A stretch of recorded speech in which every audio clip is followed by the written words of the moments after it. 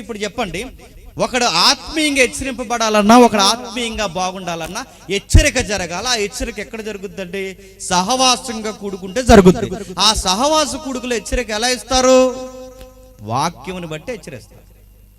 ఆ వాక్యంలో ఒక కీవర్డ్ ఉంటుంది, ఒక కీ లైన్ ఉంటుంది, ఒక మౌలికమైన విషయం ఉంటుంది. ఆ మౌలికమైన విషయం దేన్ని బట్టి హెచ్చరిస్తారంటే, మాటను బట్టో, క్రియను బట్టో, మాటలను బట్టో, లేదా ఆ వ్యక్తికున్న కోపాన్ని బట్టి హెచ్చరించరు, ఒక హెచ్చరిక ఇస్తారట. ఆ హెచ్చరిక దేన్ని బట్టి ఇస్తారు? కింద చెప్తారు చూడండి. ఆ దినము సమీపించేకూడదు. హెచ్చరిక దేన్ని బట్టి అండి? రాకడ జరగబోతుంది, ప్రభు సమీపమునే ఉన్నాడు, ఆయన త్వరగానే వచ్చేసేలా ఉన్నాడు. ఒకటి, ఆయనైనా రావచ్చు, లేదా మనమైనా పోవచ్చు. ఈ రెండిట్లో ఏదో ఒకటి జరుగుతుంది. ఇప్పుడు ఆయన సడన్ గా వచ్చేసిన, మనం వెళ్ళిపోయిన రెండిట్లో ఏదన్నా జరిగితే